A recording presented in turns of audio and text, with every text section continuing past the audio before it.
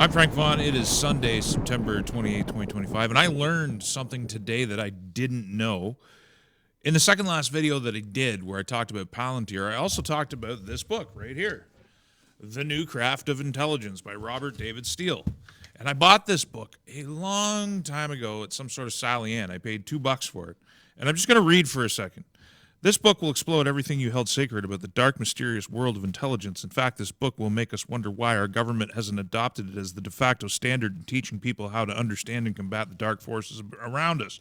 Steele's concept is simple: empower the citizen and private sector to gather and analyze intelligence so that we can make informed decisions in time to deter threats. This book spells out the pattern that we've seen since 2002 when it was published, where the Googles of the world and the Facebooks of the world are gathering, the YouTubes of the world are gathering all of your data, and if, in effect, rendering privacy something that you used to have and something that you can no longer expect. The civilian government interface, the civilian intelligence interface, has largely replaced the government as the sole collector of data. Private companies gather the data now, with the government having their fingers in the pie to do data analysis. But what I did not know about Robert David Steele is what happened to him after he wrote this book. Now, I'm not saying it was Steele's intention for his work to be misconstrued in the way it was. There's enough endorsements in this book from high-profile people that you can at least say the establishment was paying attention to what he was writing in 2002. And it's like a prophecy, except it's a dark prophecy, because instead of the open source noble goals that Steele spells out, the government and Google and private institutions have gathered your data and done nefarious things with it.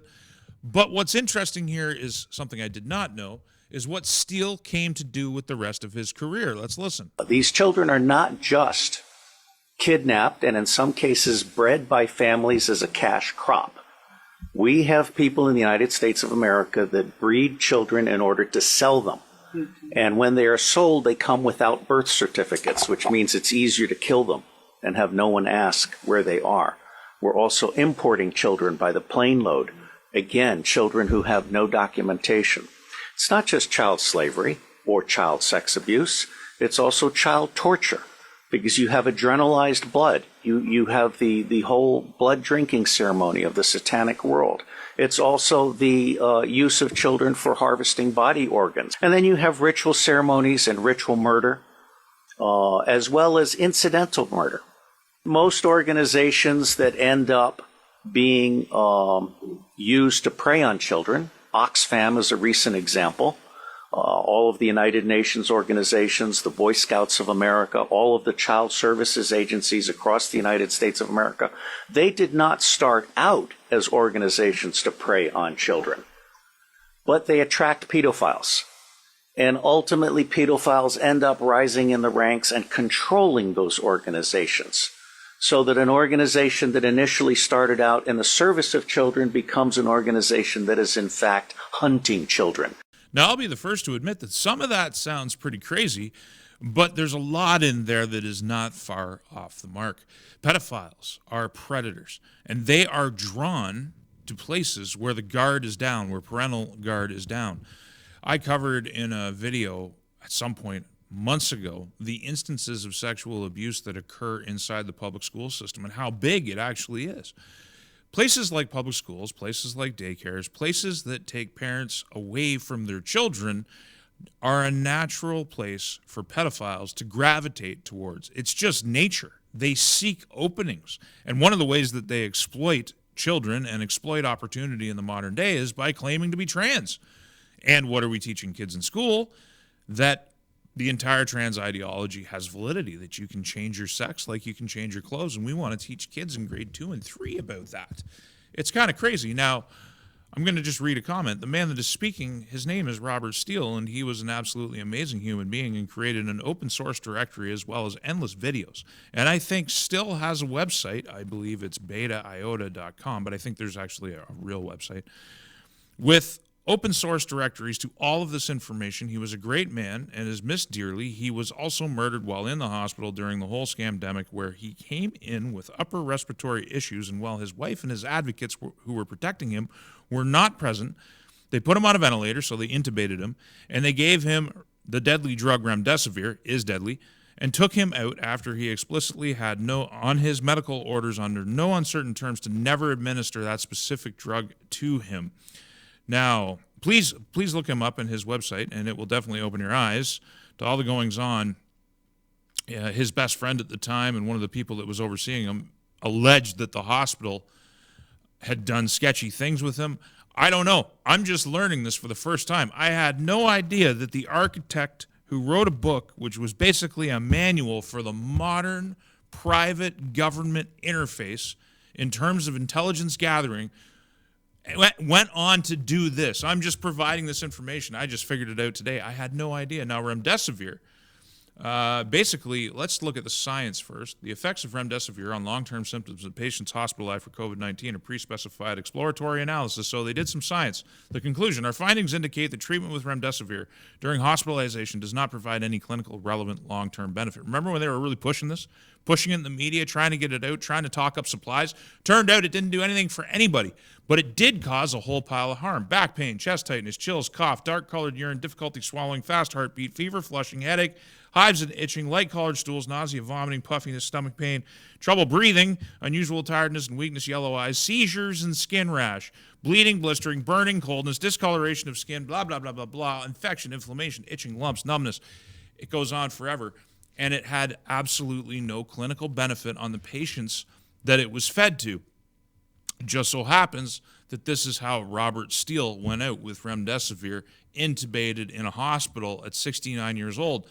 The only reason I'm providing this is because I talked about the book having no idea that this is how his story arc went after he wrote this book. He wrote another book, which has to do with the uncovering in his career of satanic rings and child sacrifice and all this stuff that people would call crazy, largely because they don't want to believe that there are human beings capable of such heinous things.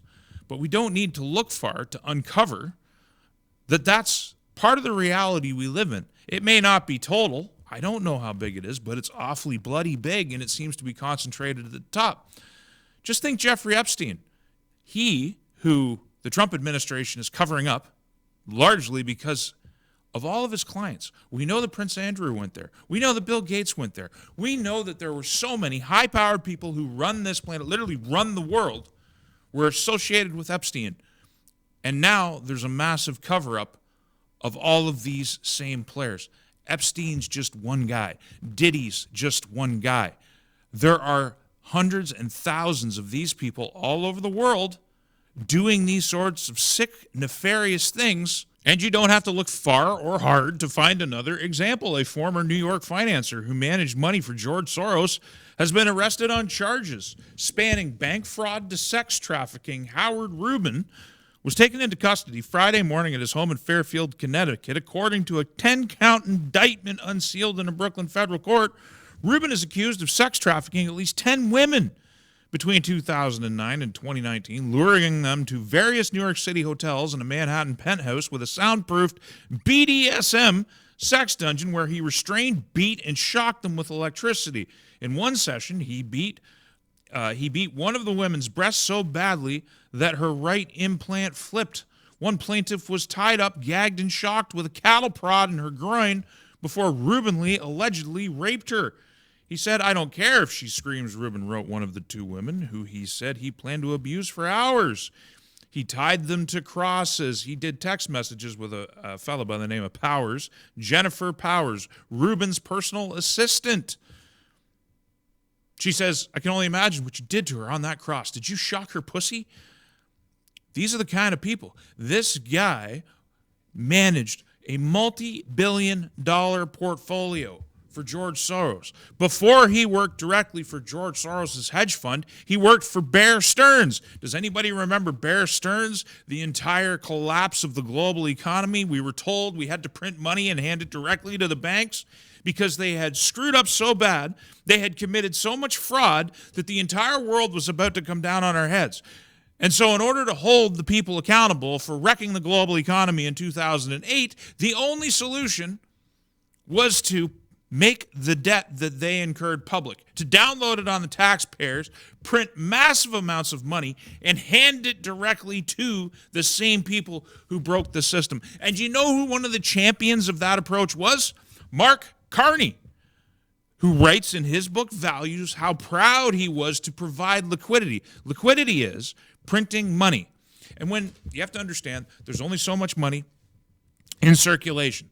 So if you have a pool of money, $100 million, let's say, and it buys so many things, and you print 50 million and you hand it directly to your friends, you have stolen a third of that $100 million purchasing power and concentrated it into the hands, in this case, of the very people who collapsed the global economy.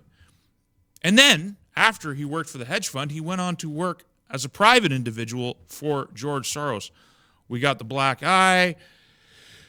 And as Zero Hedge closes with, here's looking at you, Howard, you allegedly sick.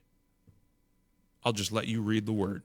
There are people who are very eager to pretend that this problem doesn't exist or to hide the scale of it. You can disagree with aspects of it, I'm sure, but the prevalence of the abuse of children at the highest levels of society is something that is beyond dispute. On screen, The Franklin Cover-Up, a book written by a former senator talking about child abuse, Satanism, and murder in Nebraska, and the cover-up that went along with it. Now, you can call it a conspiracy theory. Is Diddy Coombs a conspiracy theory? Is Epstein a conspiracy theory?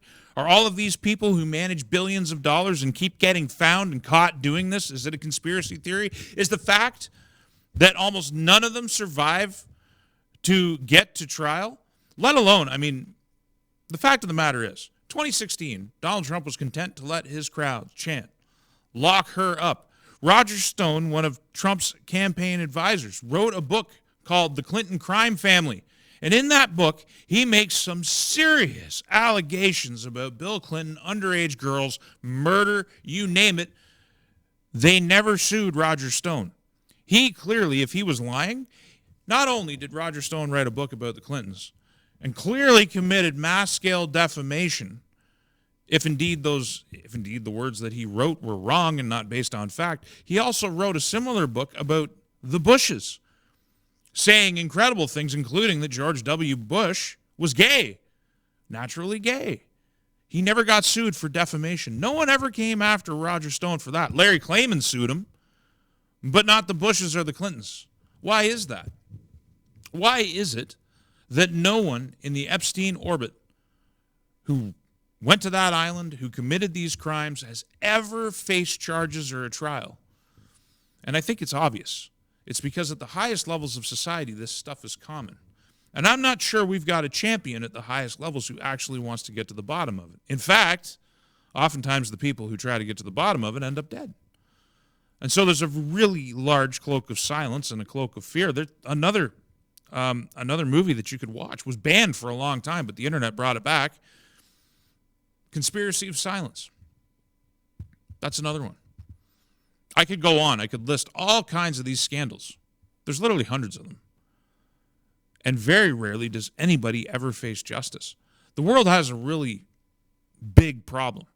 And I think this comes back to the fact that the people in power, the names that are in power, the people that circulate, that move from one company into government, out of government, back into government, the people who move from central banks to being prime ministers of nations, are in this club. And they're above the law, and they're above justice, seemingly so. And I'm not sure what it's going to take to make change. And even if they're not above the law, at least here in Canada, when they go to face justice, there's no such thing. And it makes you wonder why. Why is it the justice system in this country loves to give light sentences or no sentences at all to pedophiles, to let them loose on the street, to let them reoffend, to give them bail, to protect them, to put them...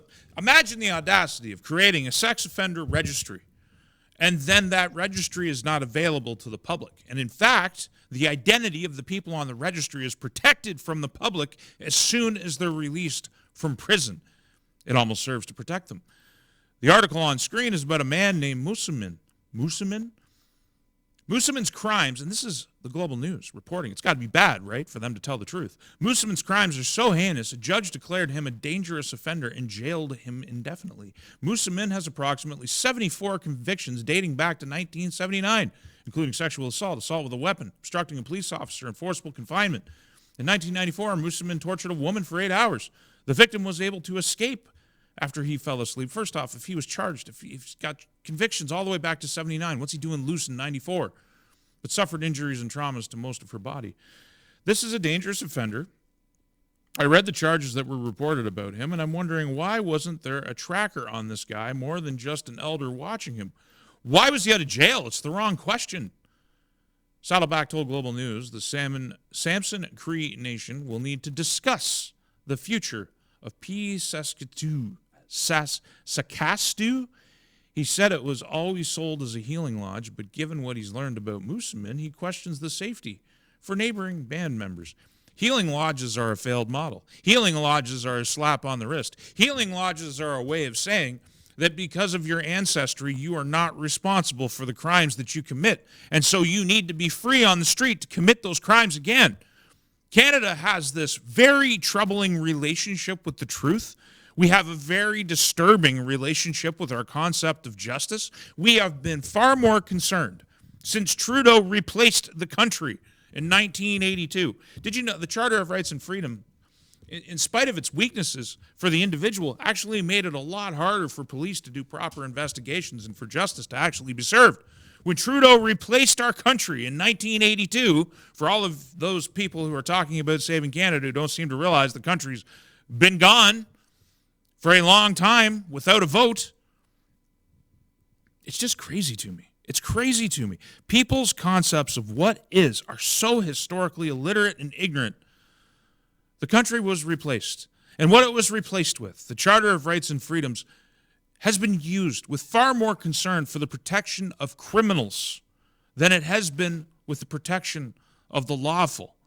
It's sick. It's disturbing.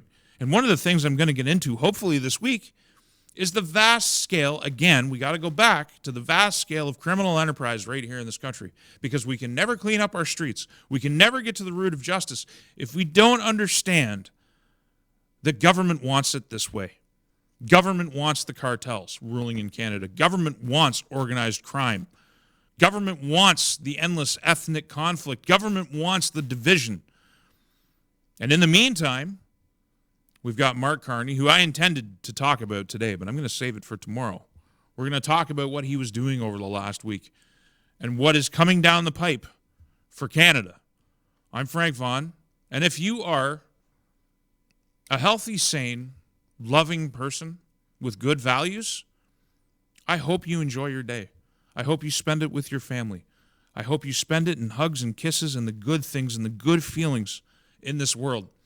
If you're an evil rat bastard, I don't forgive you. I hope you suffer. And I hope this world wakes up to what you are. And we finally summon the courage to put a stop to it.